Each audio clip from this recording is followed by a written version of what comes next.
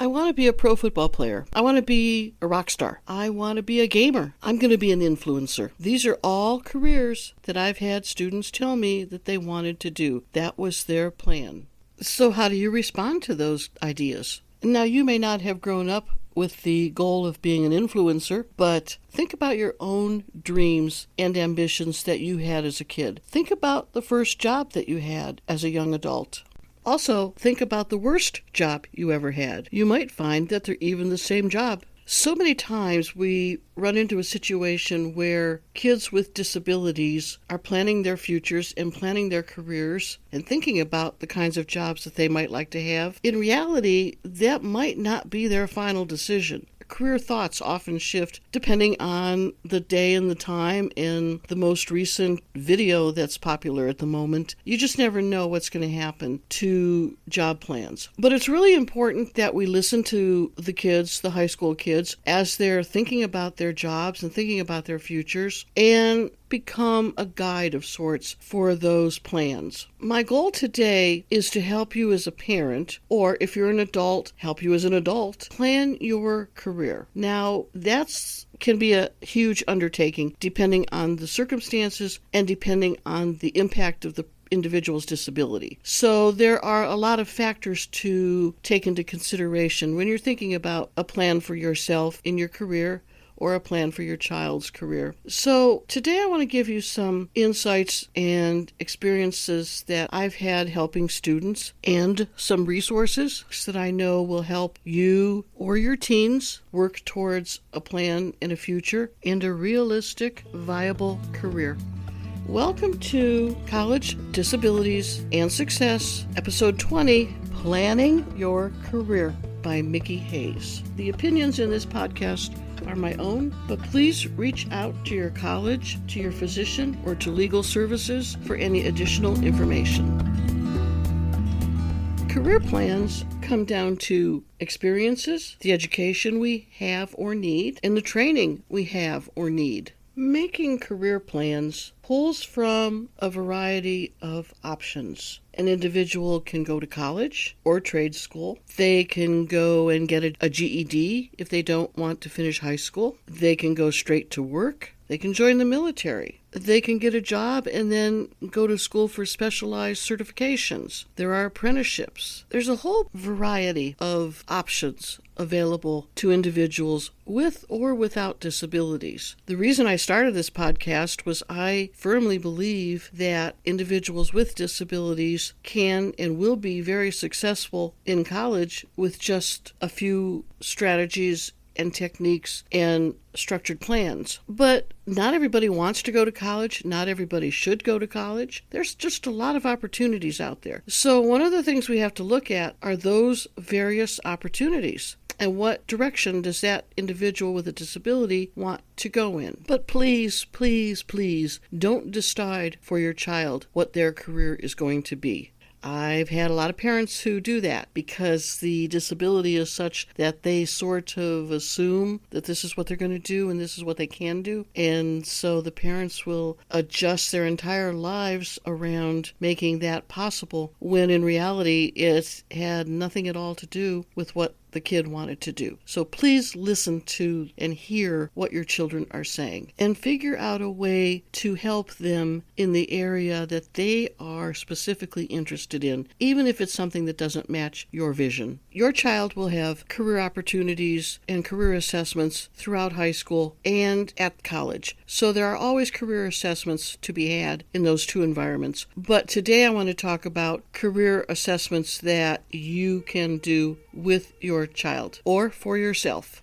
The first resource that I'm going to talk about today is something called O-Net, and it is a website sponsored by the U.S. Department of Labor. There will be a link in the show notes so you can check it out if you're interested. But what I like about O-Net is it's very thorough, it is free, and it takes into account all levels of ability. So that would be important if you're trying to help an individual with a disability who may have some limitations. You can go online and do the O-Net yourself. There are 60 questions, and they only take a few minutes to go through. And each answer is rated 1 to 5, whether or not you would love to do them or you have no interest in doing them. And then once you go through and you answer those 60 questions, then it will give you a profile result. The profile result scores 6 different areas: realistic, investigative, artistic, social, enterprising, or conventional. And you get a score for each of these areas. Clearly, the higher the number, the more that area pertains to your interests. From there, you go to the job zones once you get the results, and the job zones will categorize 5 different areas for jobs: little or no job preparation, some job preparation, medium job preparation, high job preparation, and extensive job preparation. So each of those zones brings into account how much education is involved and how much training is involved, how much experience is involved. You choose the area of job preparation that fits your particular profile or fits you. Once you pick your job zone, it will take you to another page that tells you how much experience is needed for your area, how much training is needed, how much education is needed, and it will provide you with examples of different types of jobs in that zone. Now, going from that point over to careers, which is next, then it will give you the careers that are specific to that job zone that you chose. So you pick a career, no matter what it is, that appeals to you. And when you go to that page, it will tell you it has a video of the career. It has the business, arts and humanities, communications, education and training knowledge that you need for that type of a career, the type of personality that that career is suited to, who does well in that job, the type of basic skills and social skills that you need at that job, the verbal abilities you need at the job, the amount of attention you have to pay at that job. It has a whole section on the technology that goes along with that job. It also tells you the amount of education you need for that job, the outlook for that job, if it's bright and looks very good and promising, the range of pay for that job, and then it will give you some other links to other jobs that you could explore that are similar to the one you're looking at. So when you get into the careers section of this O-Net, the amount of information for each individual job zone is incredible. And that's why I'm saying that it really fits all types of levels and degrees and abilities for individuals with disabilities. And it's something you can do online by yourself or with your child, depending on who needs the service, and it zeroes in on a very good selection of job possibilities and employment possibilities and career possibilities. The second resource that I'm going to tell you about is something called the STAR, Students Transitioning to Adult Roles Person-Centered Planning Process. The STAR Person-Centered Planning Process is not to be done by an individual at home. It is a process that is used by a classroom teacher or by an organization that specializes in supporting individuals with disabilities, but it is not the kind of activity that you can just take and do at home. So this is something,